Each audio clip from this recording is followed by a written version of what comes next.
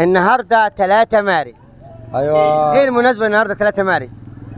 عيد قنا القومي.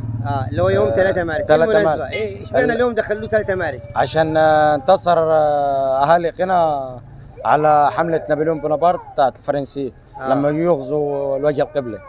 ايه كان رد الصعايدة او الجنوية على حملة الفرنسية؟ عملوا ايه؟ على حسب البلاد، هم اول حاجه نزلوا على سمهود تابع المركز ابو تشت. أيوه. بعد كده دخلوا انتصروا عليهم، الحمله الفرنسيه انتصرت عليهم. بعد كده دخلوا الوقف وفرشوط برضه انتصروا عليهم. اما جو المدينه البارود تابع المركز قفط شمال قنا.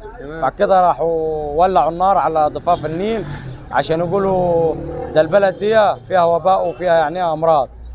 بعد كده اول ما ولعوا النار بقت النار سحقه كده وعالي.